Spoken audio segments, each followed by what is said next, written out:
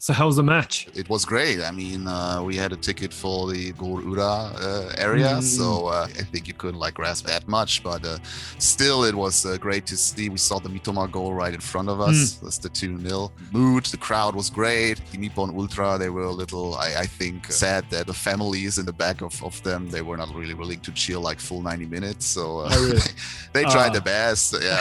The next ticket is available here, so nice. We'll go on Tuesday as well. Are you going to? Oh, cool. Yeah, and USA is not a bad opponent. You would think. Yeah, you'd think on paper, but I think we are thinking the same way, right? It was a really bad performance by the US team. You shouldn't understate what Japan was able to do, playing physical enough against the US players. Tomiyasu especially, there were I don't know, 2-3 scenes where he really just was able to get the ball, doesn't occur a foul or anything. So.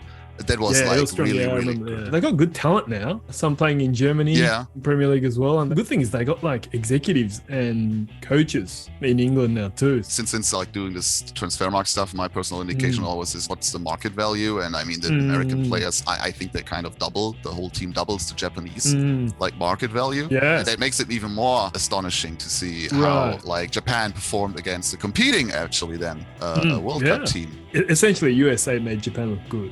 That's how I felt. Yeah, but likewise, Japan may look like the USA very bad. So, I mean, I saw some stats after the game. I think they had 0 shots on target. What was it? 14 shots at least, 8 or something on target. For Japan, I think that's a really good step in the right direction. It's interesting. Germany lost, right?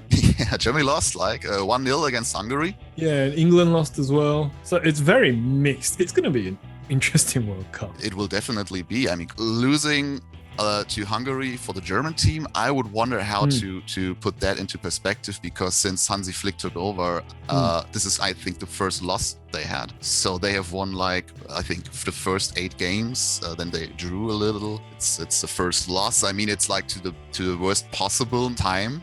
But then again, if they just can focus again, and because they are boys that say, oh, we want to win the World Cup, we are the favorite or one of the favorites. I mean, remember Russia when they flew out of the group stage? So I would wonder. I mean, it's unpredictable as it has been in recent World Cups, right? Yeah. But it's only 3 games, right? And one stumble, and it might cost you the qualification. Yeah, it's really the opening match against Germany. If Japan can draw, that'd be big. Absolutely. That would be really huge. Big. Then it's Costa Rica after Germany. That's a must win. And if it's a 1-draw one, you never know what can happen. So in Russia was the first match against Colombia, I think. Colombia, right? Yeah. They suddenly they won, right? There was a red card in the first in the third minutes or so. Yeah.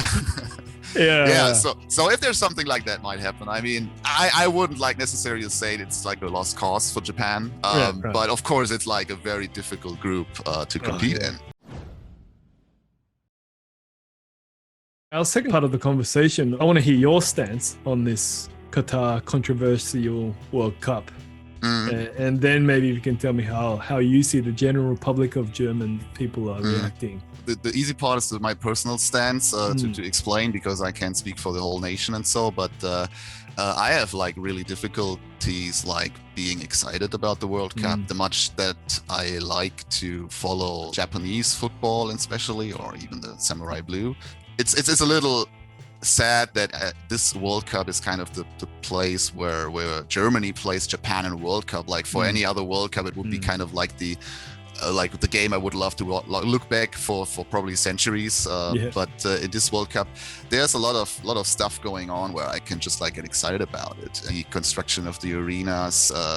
Recently I saw the number estimated 6,000 people died. Itself is kind of a humanitarian issue.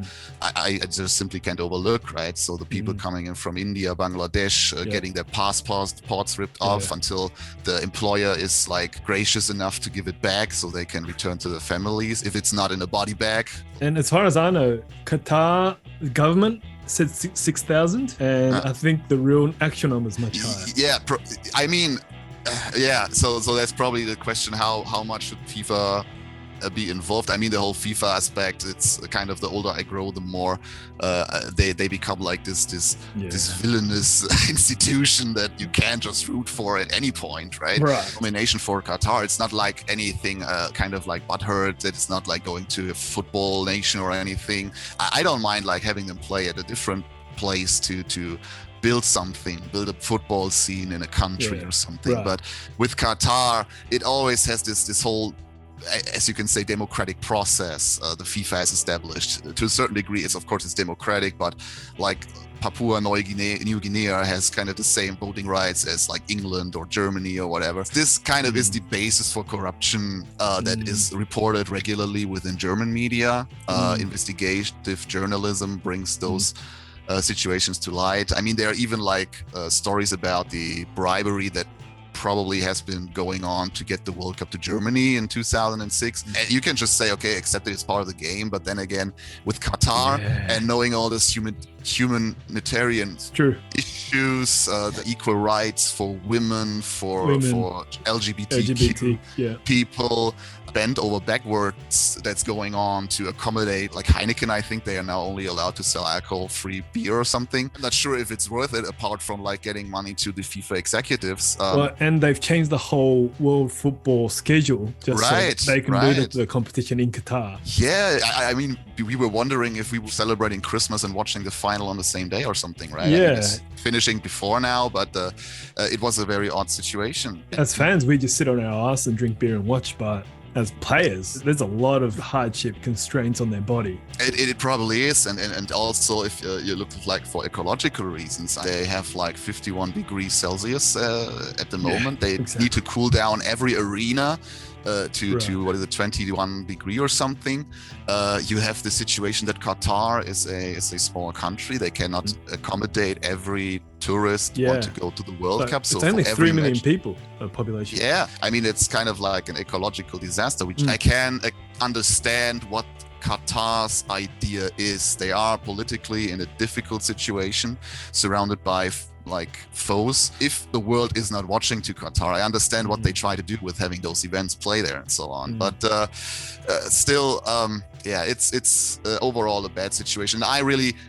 I have to watch the Japan-Germany match for sure. And I can't like totally boycott this tournament, but like back in the recent competitions, but even in Russia, I mean, you were watching the matches at least as a side, right? You came home from work, you can watch like 2 matches, but it's odd. Makes me not really look forward to this World Cup. So for you, you're gonna watch the Germany-Japan match. Yeah. Every other match, you're just... I try my best. I mean, I'm just like football holic, like probably some of your viewers are. I hope I can do it. At least I won't be able to watch it in some sports bars. So there has been recently, coming to maybe the overall situation in Germany, there has been a movement by like sports bars actually promote not showing the World Cup in their pub. We're not going to show the World Cup. Yeah, exactly. So you can come to us, but we won't show this. And as I said, I can't speak for the general public. I see the topic comes up regularly. There's active fan support from club football. There's a big movement to boycott the World Cup, not go to the World Cup to Qatar itself, to not watch the World Cup at all. I mean, it's just like a movement. It won't change anything. I think nobody is thinking that this is like pinnacle that will like change everything. But still, the sentiments in the active fan support kind of tends to go this way. Not like overlooking this whole issues that comes with this World Cup. But after all, there will probably be enough people. They were just like happy to see national team football. I mean, if you watch club football, the national team in Germany doesn't have this high standing as it has in Japan. Like the general fan who's just like watches football occasionally, he will probably just say, "Oh, screw it, I'm just watching it." I mean, so I would wonder if this is really like affecting a lot of people. But the political implications are very well discussed here in German public spaces. Yeah, that's what I wanted to hear. So a lot of journalism, news media are pretty vocal about what's happening in Qatar. Yeah, vocal about, but after all, there's no boycott. Nobody is going to say, oh no, we are not buying into the rights for the World Cup. Like the public broadcasting, I think they will show most of the matches. State media is one of that. that don't have to look for, I don't know, ad revenue or anything. So they can like do investigative reporting on that stuff. They send people to Qatar. So Qatar built those kind of like model homes for workers that were shown to media people. But then they got contacted by some guy from Bangladesh or so. He said, okay, I can get you in the real housing. And it was like a very devastating situation. Yeah, I mean, or why? I mean, so many sorry things to end it on such a no. It's note. important. Man, I mean, firstly, no one in Japan is talking about this. I've kind of touched on it. I'm gonna do a big topic on it, but they don't even know. Most people don't even know. Most media aren't even broadcast. They actually started to do a little bit now because I think Philip Lahm said something. In the last couple of days about boycotting. I think Eric Cantona did a while ago, but that's about it. No one is going to Qatar and reporting. And what's even worse, what you just said, the state-run media is doing their own report. Japan's national broadcasting, they have the biggest rights to World Cup, so they're saying nothing. They're the ones that's making the most. I don't even know what their purpose is, but they're broadcasting World Cup, so they're not saying anything. And everyone else, including myself, we feed ourselves off the ad revenue. So I can't not talk about World Cup for 6 weeks. Yeah, it's probably like a tough situation for those reporting. I think this topic won't go away even while at the World Cup. Man, I almost guarantee Japanese TV stations and major media won't say anything about it. Yeah, they'll pretend, hey, it's the World Cup, guys. Let's come watch. Give us the ratings. We're gonna get the ad revenue. It's time to party. Yeah, with football in Japan not being like the prime sports, right? I mean, in Germany that's not a discussion. Like everything below football is not really much worth mentioning.